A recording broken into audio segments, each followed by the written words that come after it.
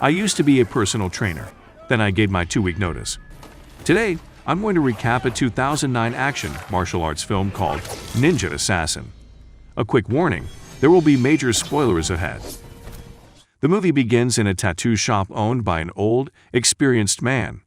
He is working on a young gangster when a minion brings an envelope filled with black sand. The gangsters do not know what it means, but the old man freezes in shock.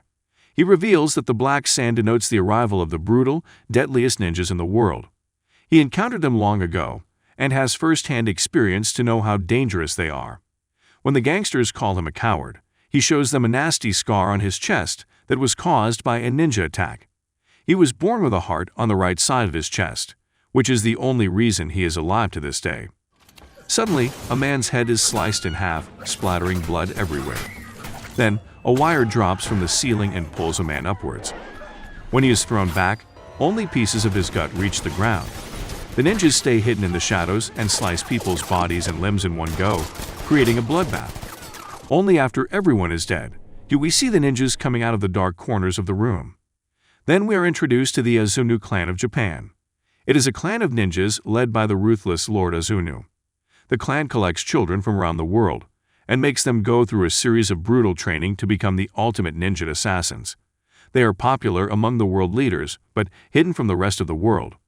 Anyone who provides the clan with 100 pounds of gold can hire their assassins and ensure the death of the person they want to target. The Azunu clan has been working from the shadows for more than 100 years and is behind the deaths of the Russian president, the Japanese prime minister, and many other higher figures. Anyone who knows about them is scared to ever come across them. In one of the sessions, Lord Azunu introduces a new kid named Reizo to the rest of the group. He was abandoned by his parents and taken into the clan by the leader. Something tells Azunu that Reizo will be the leader of the clan after him.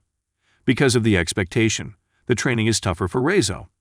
By the time he is 10, he has scars all over his body from the punishment he gets for making mistakes. One of the important qualities a ninja should have is his ability to stay hidden. Reizo is made to walk down squeaky wooden floor, but a single sound it makes results in his feet being cut by a Kyoketsu Shoujei. At night, the kid can hardly sleep because of the pain. Then, he witnesses kindness for the first time in his life, when a girl puts ointment on his wounds. Her name is Kuriko, and she is a fellow ninja in training. The kids are taught to not have any kind of emotions, but Kuriko is different. She doesn't believe in the violence and killings that the clan supports. Time passes quickly, and both Reizo and Kuriko grow up together, hardly talking but always looking out for each other. Reizo has now become the most talented ninja Azunu has ever trained. However, in a match with his senior Takeshi, he loses because of a foul tactic of the opponent. The master allows it and instead blames Reizo for being weak. He uses an extremely painful finger-pushing technique on Reizo that causes the guy to crumple in pain.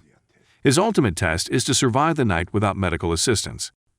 Upon returning the next morning, Azunu sees him ready for the new day's training and is proud of the student for passing the test. Soon, Reizo becomes the most talented ninja of the clan, beating the opponent blindfolded and with his hands bound. Kuriko is proud of him, but on the other hand, becomes disenchanted with the Azunu's way of life. She frequently disregards the little rules of the clan and is warned by Reizo. He is scared that if the leader finds out, he will take her heart away, but Kuriko says her heart is with Reizo, so it can never be stolen. In a training session, she is asked to hurt an opponent with a knife. When Kuriko is unable to do it, Azunu cuts her face and throws her into a cage. Reizo sneaks out to meet her and feed her water. A few days later, on a rainy night, Kuriko climbs a wall to escape and encourages Reizo to join her, but he chooses to stay, wanting to remain loyal to the clan, since it is all he has ever known. Eventually, Kuriko is captured and is set to be executed. Senior Takeshi impales her through the heart in front of everyone. A part of Reizo dies that day, but he still decides to stay loyal to the clan.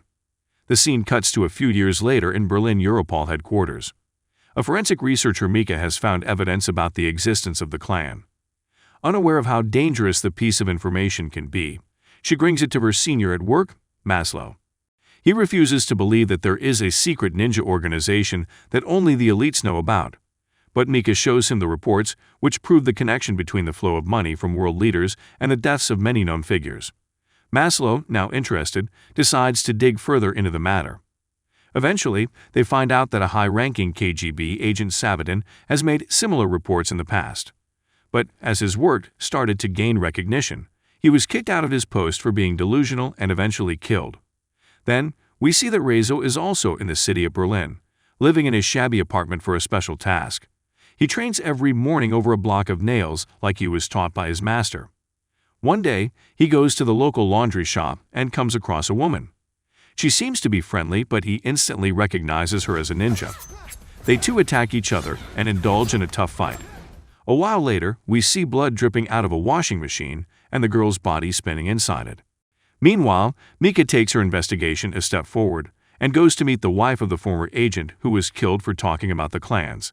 The woman reveals her husband was a strong, courageous man, but after the scandal, everything changed. He became so much of a coward that every door and window had a minimum of 2 locks, and every corner of the house was well lit. He left no space for the shadow, so the ninjas have no place to hide. Still, one night, the lights went off and he was killed. The next day at work, a higher official comes to Mika's office for evaluation. It is clear that he is there to keep an eye on her, because people are talking about her being too curious about the things that don't concern her. That evening, Mika returns home cautiously, but finds out there has been a power outage in the entire block. Still, she goes inside her dark apartment, but is then attacked by a ninja. Surprisingly enough, another ninja saves her life and kills the assassins. He is none other than Rezo. Another flashback shows us the adult Rezo on his mission to complete his first assassination. He lets all his frustration out and brutally kills the target. After the mission, he comes to the rooftop to meet the rest of the clan. Lord Azunu says that he is proud of Rezo and calls him closer. To his surprise, Rezo attacks him with the Kyoketsu Shoujei that cuts him across the face and an eye. His fellow ninja attacks him and pushes him off the building after hurting him gravely. Rezo barely survives the fall by landing in the water. Then, even since he recovered, he has been working against the clan, intervening in all of Azunu's assassination attempts. He saved Mika's life for the same reason. They drive to a hotel and change their clothes because ninjas use a special smelling technique to track them. Following that, she gives Maslow a call and tells him she is with Rezo. The man has been asked to capture Rezo as soon as he comes into view. He knows that Rezo is not their primary opponent, but he has to obey the orders for his own life. Hence, when the three meet to discuss the next step in the plan, Rezo is surrounded by police and arrested. He is taken to a hideout and chained in a solitary prison. Mika finds out that Maslow arrested him out of desperation. Still, he refuses to let go of Rezo because he will be the safest in the prison. At night, Mika goes to him and offers him water. Rezo takes the opportunity to reveal that the assassins will be here any second.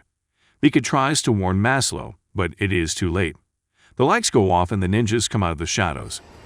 Even with the most advanced weapon, the soldiers are proven to be weak against the warriors. Mika unlocks the chains off Rezo's hands right before he is killed. He fights the ninjas and asks Mika to run away since he cannot save both of them. Rezo is the best student the Azunu clan has ever had. Still, going against a horde of ninjas is difficult for him. In the end, he and Takeshi end up on the road. Takeshi picks up his sword to end Rezo's life for good, but Mika arrives at the right time and hits him with her car. She brings Rezo to a hotel. Although he is severely injured, he refuses to go to the doctor. She sits beside him, talking to his unconscious self. She apologizes for not being of use to him and thanks him for her life. After that, she pulls a tracking device that tells Maslow their location. But before the police can come, the assassins appear out of nowhere and abduct Rezo. When the police arrive, they only find Mika sitting on the sofa. She tells them that Rezo was abducted 10 minutes ago. Back in the clan's base, Rezo is presented to Lord Azunu. The man gives him the last chance to apologize, but Rezo refuses. Azunu is especially furious because once he believed that Rezo was going to replace him and take his place as the master of the clan.